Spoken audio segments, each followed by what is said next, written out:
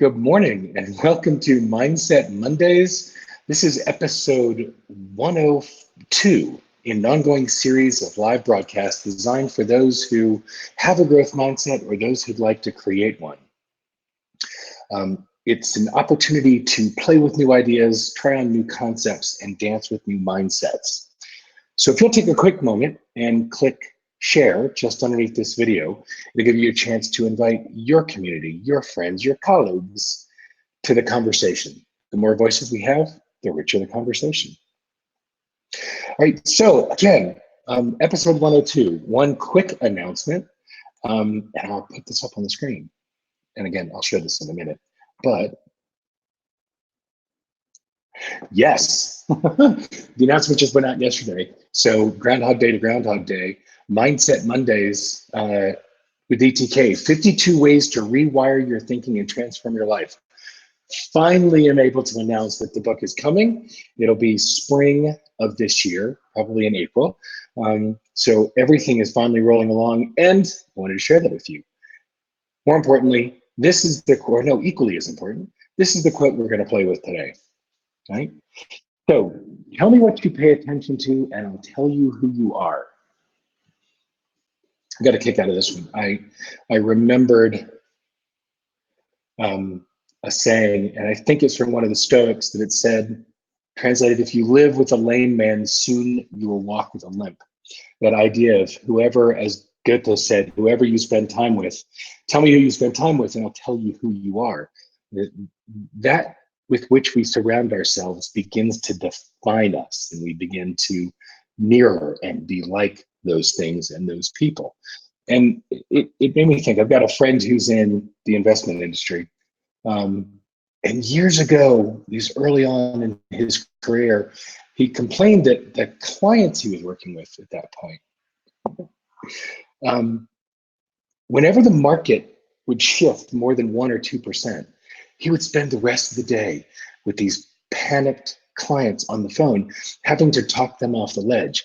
They were obsessing with the market. And he understood it wasn't the time that bothered him. It was that energy stain that it left on him after getting off the phone. Those clients were spending all day obsessing over the markets, the least little rise, the least little loss. And it was leaving them with every market fluctuation. It was leaving them all a Twitter. And the challenge is being that focused on incremental gains and losses and being focused only on the money and equating that shift to your stability. It left them with a worldview that was nothing but about money and gains and losses, right? Not legacy, not impact, not growth, not family or community, not anything for which his clients would use money. It was just the money. And that's really what came up for me again with this quote. Tell me what you pay attention to, and I'll tell you who you are.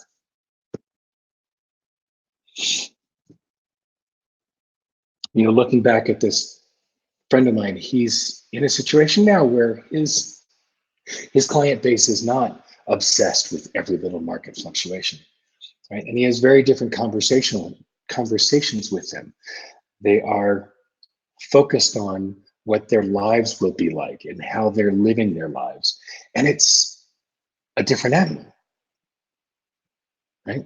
They're focused on impact and outcome rather than those little fluctuations. So the times he talks to his clients are either those quarterly reviews to say, here's where we are, here's where your money is, or social phone calls. It's a very different focus and it's a very different energy. So instead of paying endless attention to the minute fluctuations and having a worldview that's shaped around just money, gains, and losses, the new clients he's working with over the last decade are focused on their impact and their legacy. It's different. Tell me what you pay attention to, and I'll tell you who you are.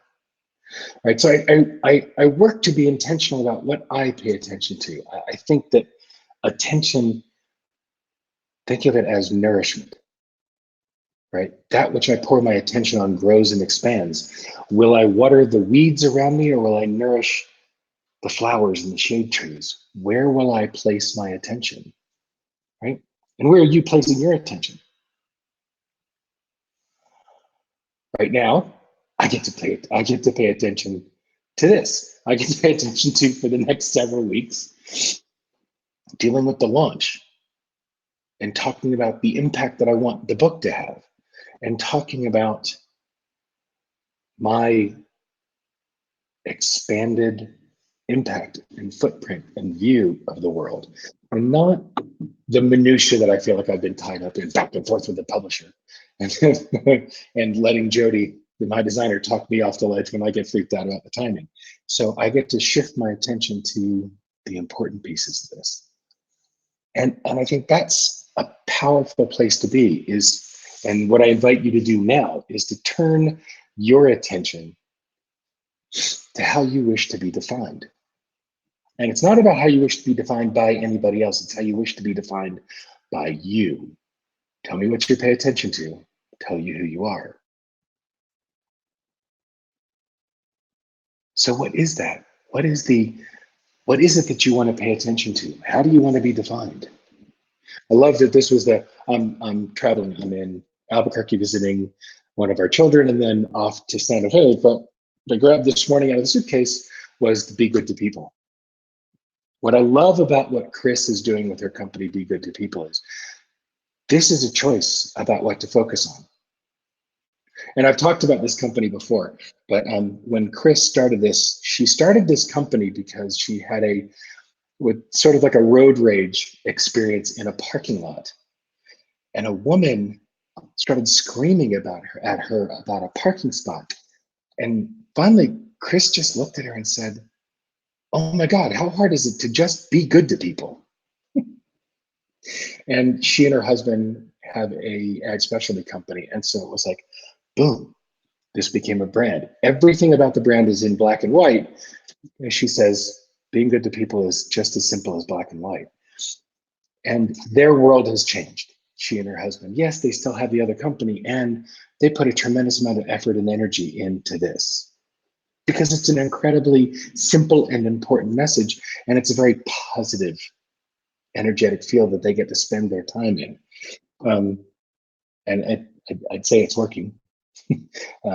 After sitting on Oprah's couch being interviewed about what she was doing, Chris's business has taken off. And it's a brand that Elaine and I love because it's a message that we can stand behind. And it's something worth focusing on and putting your attention on because it expands around you.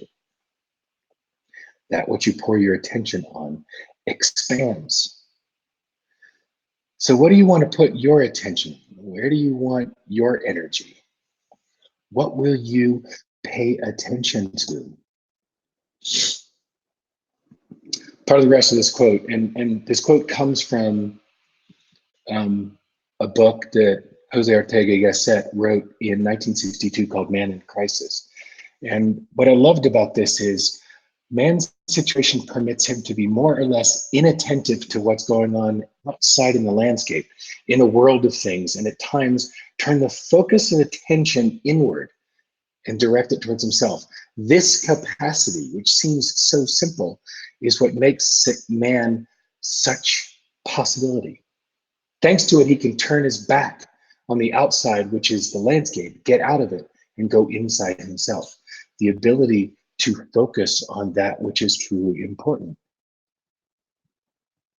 So what do you want to put your attention to this week? Where will you turn your nourishment?